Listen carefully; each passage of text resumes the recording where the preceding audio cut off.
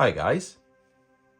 So hopefully you've seen on Nantgwernal now that most of the trees on the background, on the back bank are finished now, and I need to now get to the front and finish it off. Because apart from that, it's really just little things like I want to add sound, like ambient sound, and I've got some more rolling stock to build. But that'll be the main layout finished and ready for Shrewsbury actually, which is coming up quite quickly. Now, the trees on the foreground bank are actually quite different, and they look like they're spindly oaks. So I'm going to try making wire armature trees today. The wire I have chosen is floral wire, or like florist wire, just because it was in a local petrol station, so I could buy it. It's not bad really, because what was that, 140 or something was it for a pack of those, and I get this many. I'll probably get 2 or 3 trees out of this, so it's quite a cost-effective way to do it. Now, when I started making these yesterday, I started from the bottom up, and then it quite quickly became apparent that it's easier to make trees from the top down. So what we're going to do is just imagine that I'm starting at one of the very top branches. So I've got 2 pieces here, and I leave a little bit of a gap, and then I just start winding them together, twisting them round. It's quite hard because everything's in the way on the bench. Actually, I had much more freedom yesterday. Okay, so that's it. That's like the first bit. Then what I'm going to try and do is bring in a second branch. So I'll get 2 more, and I wind them around again, like so.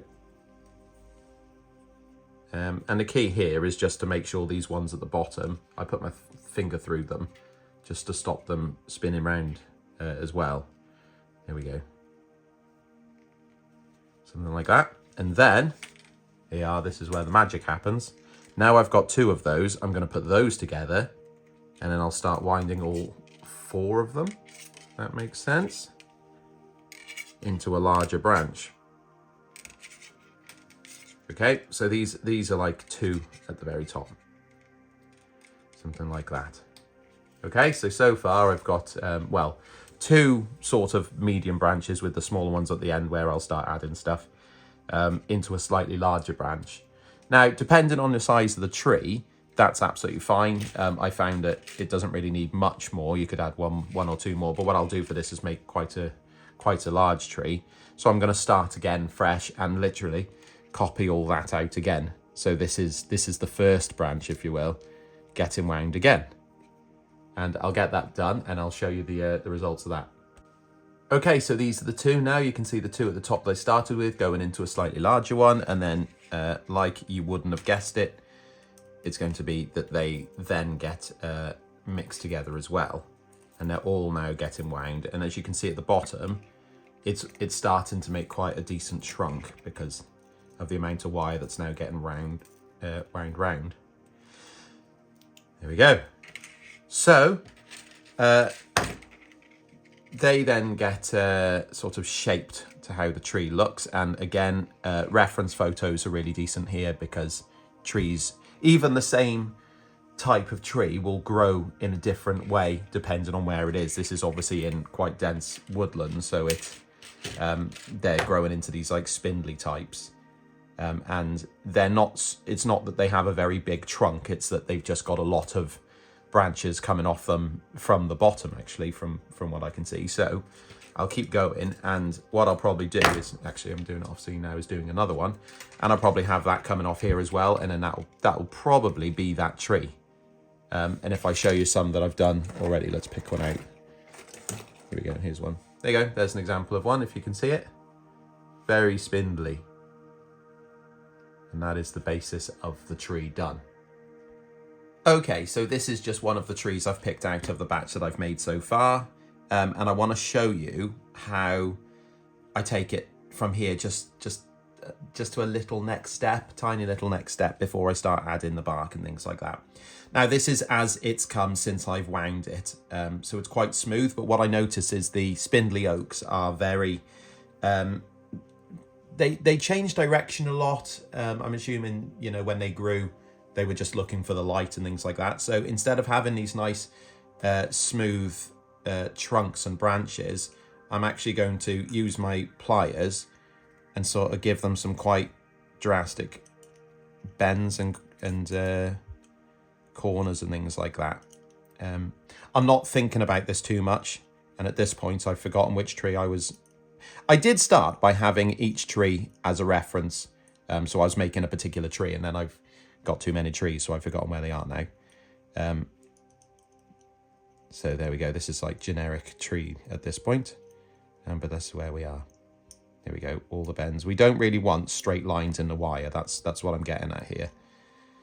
Like this. And the thing is, if I imagine, well, the bank's going up like this, so this will probably go that way into the bank, won't it? And face up the bank. That makes sense from the side. So like this one, I can bend almost back on itself like that there. So it's facing towards the viewer at that point. I don't know. This might not come out at all on video, but for me, this is making a little bit of sense. So that's okay. Like that, you can see how that's starting to look a lot more spindly. That one's okay. This one, I'm going to bend back that way. And then that one down, left, right. It's like cheat codes on PS2, isn't it? I'm just trying to think like there. Right, see, these ones here are already looking a lot more spindly. Quite spooky looking, actually. They are, aren't they, spindly oaks? I mean, I'm assuming those forests would be... Actually, I'd probably be extremely calm if I was up there at night, but you know, I could see why people would feel a bit creeped out if they're there with no one else and you had the birds making noises and headless horsemen and things like that up there. Well, the trees are going to need some sort of bark now, and I'm going to use Flexi Bark by Green Scene, just because I've had it for a very long time. It's basically like a filler, but it's got grit in it. It was an awful lot pinker than that. In fact, you can see it on the lid here, what colour it used to be. And I used to spray the trees, the tree armatures after doing this, but then I thought, well, I might as well mix the paint in, so that's what I've done. I've mixed in earth brown and chocolate brown and leather brown and a bit of black and different colours just to try and get this looking a bit more like a base bark colour to save all that paint in later. And it does, the trees I've done so far, this looks a lot better on, so that's nice. What I'm going to do is just brush it all over the wire armature, and I don't want it too thin because I'm trying to also fill in, you see where there's like, where the twist in the wire are, you can fill those in a little bit and thicken out the branches and even them out a bit using this. So I've decided to add a little bit of surface texture in the form of a moss, because when I went to look back at my reference pictures, everything's very mossy. So I'm going to add it on. I'm trying to do it from one angle, and that's actually going to be facing the viewer, because when I took the photos up at Mount Gwernol originally, that's the angle, that's the side of the trees that the moss is growing on, so I'm going to go with that. Yeah, that makes sense, doesn't it? It's only going to be on one side of the trees. That makes sense. Moss grows on one side of the tree. Yes. So what I'm doing is I'm adding PVA to the branches that I'm planning to face towards the viewer. I'm being very careful how I apply it. Well, it doesn't look very careful. I'm just slapping it on because it's starting to get late now, but you know what I mean. There we go. Okay, and then I've got a green flock, which I like the feel of because it's really soft. This is Woodland Scenics. I think it's a fine turf. Yeah, fine turf green grass, I think it's called. But it's a very good mossy colour. I might still end up adjusting it a little bit to look a bit more dead at the end. But for now, I think that's quite a decent colour.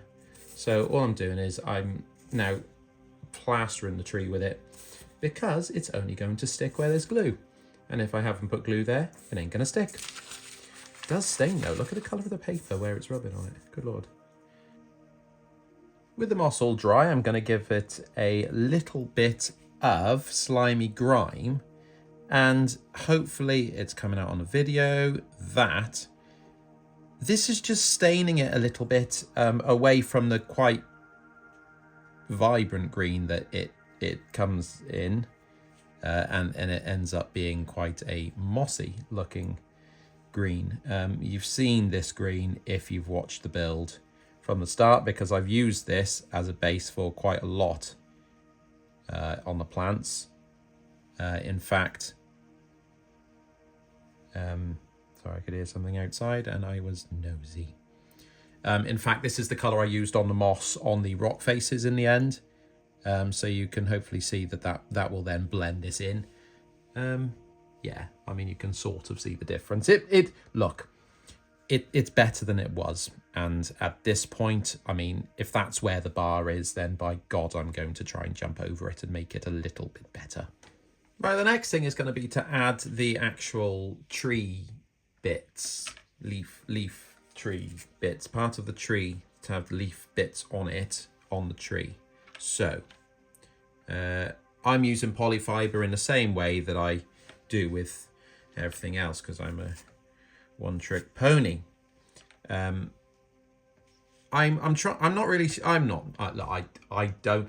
don't know what I'm doing with this type of tree. Okay, I've not done it, and I don't want it. Like, you see photos of these trees being made and they look very much like there's just clumps stuck randomly. So I'm trying to start by getting it over where the tippity tips are of the branches, and then my idea is the polyfiber I'm teasing like really thinly, and then I'm going to sort of merge them with it.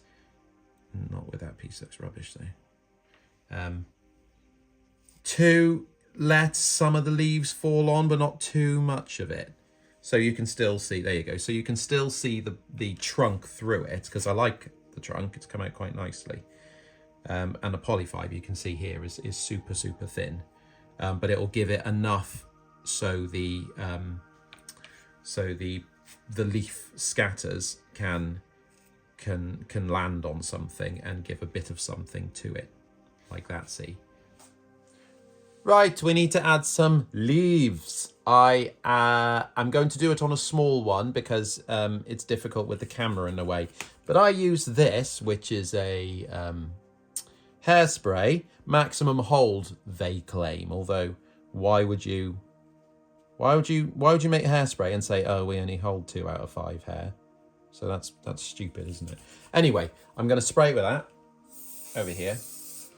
Then I'm going to apply my leaves. Now I use Green Stuff World micro leaves, which you're well aware of at this point, and if you're not, why you're not watching my channel enough. I'm just going to go ahead and scatter them over this now.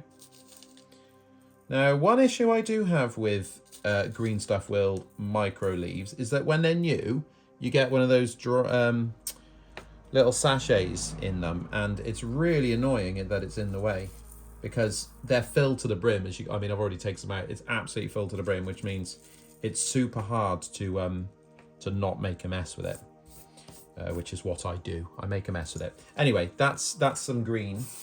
Then I'll spray it again, and I'll give it some brown. Like so. There you go. That's another super full one. Right? Have I taken? I might have taken out of this one actually. And add them to the top. The reason they're on paper underneath is because then I can like roll them up, and whatever drops out I can use again, because waste. And I get through an awful lot of leaves.